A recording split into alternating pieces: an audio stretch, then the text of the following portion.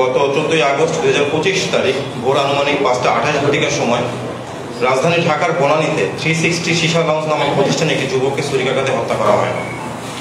গত 14 আগস্ট 2025 তারিখ বনানী থানা এলাকার ইন্টারনেট ব্যবসায়ী রাহাত হোসেন রাব্বি তার বন্ধু নুরুল ইসলাম খোকন সহ বনানী থানাধীন 11 নং রোডস্থ হাউস নম্বর 100 লিফটের 4 তলায় অবস্থিত 360 সীসা লাউঞ্জে প্রতিষ্ঠানে যায়। গত 14 আগস্ট 2025 তারিখ আনুমানিক ভোর 5:28 সময় উক্ত ভবনের 4র্থ তলা থেকে সিঁড়ি দিয়ে নেমে দ্বিতীয় তলায় আসার সময় আসামি মুন্না এবং মাসুদুর রহমান হামজা ভিকটিম রাহাত হোসেন রাব্বির পথরোধ করে দাঁড়ায়। তখন ভিকটিম রাহাত মুন্নাকে চিনতে পেরে বলে যে, মুন্না, তুই এখানে এই সময় কি করছিস? উক্ত কথা বলা মাত্রই ভিকটিম রাহাতের সাথে আসামি মুন্না এবং মাসুদুর রহমান হামজার তর্ক বিতর্ক শুরু হয়। তর্ক বিতর্কের এক পর্যায়ে আসামি মুন্না তার পাঞ্জাবির পকেটে থাকা ধারালো চাকু বের করে ভিকটিম রাহাতকে হত্যার উদ্দেশ্যে উপর্যুপরি আঘাত করে ঘটনাস্থল ত্যাগ করে। ভিকটিম রাহাত ডাক চিৎকার দিলে আশেপাশে থাকা লোকজনের সহায়তায় ভিকটিমকে রক্তাক্ত জখম অবস্থায় সিএনজি যোগে চিকিৎসার জন্য কুর্মিটোলা জেনারেল হাসপাতালে নিয়ে গেলে কর্তব্যরত চিকিৎসক পরীক্ষা নিরীক্ষা শেষে তাকে মৃত ঘোষণা করেন। উক্ত ঘটনা বিভিন্ন প্রিন্ট এবং ইলেকট্রনিক্স মিডিয়ায় ব্যাপক প্রচারিত হয় এবং এলাকায় ব্যাপক চাঞ্চল্য তৈরি করে।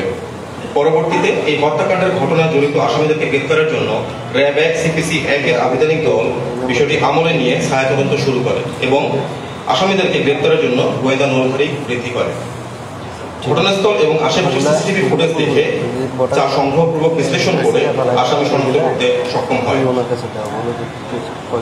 পরবর্তীতে উল্লেখিত ঘটনায় রাহাতের বাবা রবিউল আওয়াল বাদী হয়ে বনানী থানায় একটি হত্যা মামলা দায়ের করেন।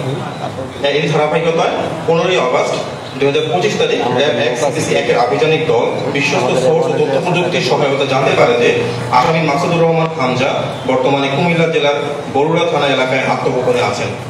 তৎক্ষণাৎ বিষয়টি র্যাব 11 কুমিল্লার ক্যাম্পকে অবহিত করা হয়।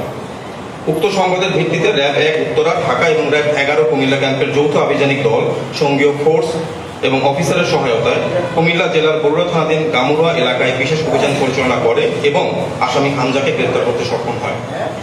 গ্রেপ্তারকৃত আসামি হামজাকে প্রাথমিক জিজ্ঞাসাবাদে সে জানায় ঘটনার সাথে জড়িত অন্য আসামি মুন্না তার আশেপাশে অবস্থান করছে। হামজার দেওয়া তথ্যের ভিত্তিতে আসামি মুন্নাকেও কুমিল্লা জেলার বরুড়া থানাধীন গামুড়া এলাকা হতে গ্রেপ্তার করা হয়। উল্লেখ্য যে বর্ণিত হত্যা মামলা রুজু হওয়ার পর অতি দ্রুততার সাথে উক্ত ঘটনার সাথে প্রত্যক্ষভাবে জড়িত আসামি মুন্না এবং হামজাকে গ্রেপ্তার করতে সক্ষম হয় র্যাপিড অ্যাকশন ব্যাটালিয়ন র্যাব 1। গ্রেপ্তারকৃত আসামি দ্বয়কে জিজ্ঞাসাবাদ এবং তাদের দেওয়া তথ্যের ভিত্তিতে র্যাব 1 এর আভিযানিক দল পুনরায় অভিযান পরিচালনা করে 16 আগস্ট 2025 আনুমানিক রাত 1:01 সময় ডিএমপি ঢাকার মোহাম্মদপুর থানাধীন রাজিয়া সুলতানা রোড এলাকা হতে বর্ণিত হত্যাকাণ্ডে ব্যবহৃত একটি সুইচ গিয়ার চাকু উদ্ধার করে।